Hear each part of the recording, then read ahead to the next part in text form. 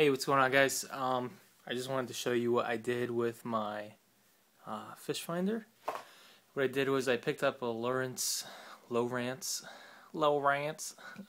Elite 4X, I think. It's an Elite 4 DSI, so it's got the DSI sonar, really detailed bottom structure. Before I get into that, let me tell you I got a Hobie i12s. It's the inflatable Mirage series, so I've got the Mirage drive that drops in there. It's 12 foot, really sturdy PVC, not like a pool toy. It's kind of what I tell everybody. I've got an anchor trolley that I hooked up. I still have to figure out what I'm going to do with now that I have my Fishfinder mount. But I've got an anchor trolley hooked up to the front handle here with a pulley. It goes through to the side handle because I obviously can't drill into this thing. I've had to be kind of creative. So I've got that there. I've got the second part of the anchor trolley on the back right here, which works out pretty well. Actually, it works out great. I love how this is set up. I don't have any. I usually put a basket right in the back there. I have a rod mount here where I'll put one of those cannon tubes, or I could put my my flag if I'm in the bay. Got another rod mount there. Got the rudder, obviously, my seat, fish grips. When it's set up, there's the paddle holder. I've got another Scotty rod holder there. I got the hatch, whatever. I'm still trying to figure out what to do with my dry bag here. Who knows? But that right now is holding my battery. It's holding the excess wire around the handle there, obviously. And then I think the coolest part, what I built tonight, is my Fishfinder mount. So right here you'll see I've got it mounted on one of the I picked this up at Bed Bath & Beyond. It's an OXO cutting board, plastic. Drilled some holes into it, so you'll see underneath here there's the Scotty rod mount attached to the i12s accessory holder. Then I've got a Lowrance Fishfinder holder that did not fit the base of my Fishfinder, which sent me on this excursion. So screwed it in with quarter inch 20 thread 1.5 inch long screws. Went right through, no problem. And then I mounted the Fishfinder to the other side so I can swing it around as I wish. If I want to kind of knock it out of the way, I can use it to hold, if I'm just hanging out, want to put my sandwich up there or whatever, changing out lures, I could throw something on top of here.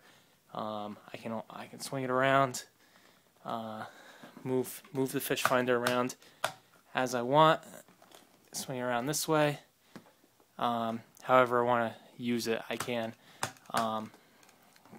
Basically fully functional. I'm really happy with how this came out. So I think I'll mostly use it on the side like that. It kind of keeps the Fishfinder out of the way, backs it up a little bit for if I want to paddle. But then you'll see underneath here I took PVC and I put it in the holes that are here, normally in the side of the Scotty rod mount, right? So I put the PVC in there, and then I don't know what I'm doing with this, but I kind of just dropped it along on the side, and then the transducer will sit right in the water there. So I've seen a bunch of guys do this thing where they make a swing arm. Sure, that's all cool. I'm pretty sure I'm just going to want the thing in the water the whole time, so no need for anything crazy there. Yeah, I think it came out pretty great. Let me show you real quick what I did with the battery. So I have my Hobie dry bag, right, obviously. So here we go. Let's see what we did with the battery.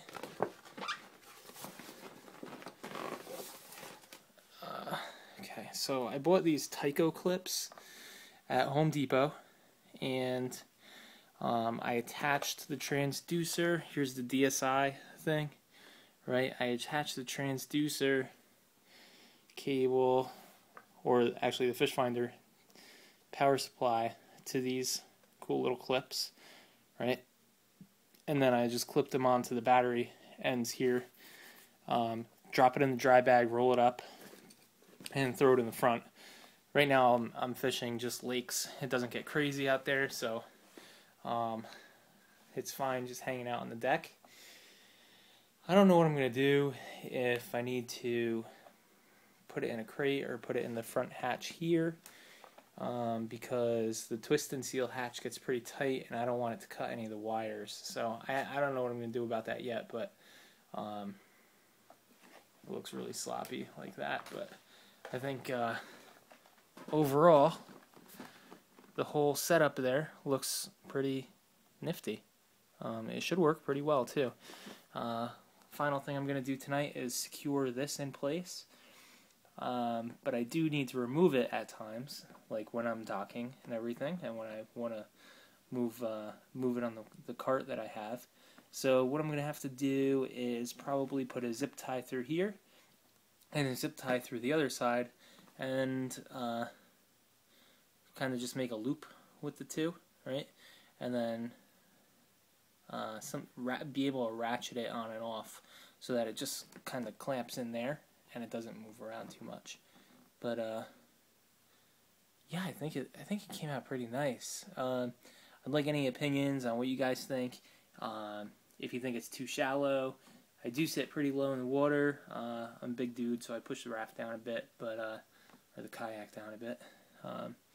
But yeah, let me know what you think.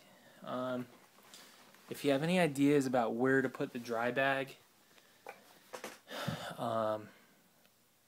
either in the front hatch there, or just how to tie it down in the front here, I have no problem with it being behind the, like in this area here, behind the Mirage drive. But yeah, so let me know what you think. That's my setup. I'll probably do another video tomorrow, or tomorrow's supposed to be raining, but I'll do another video when I'm out at the lake and see what you guys think. Alright, bye-bye.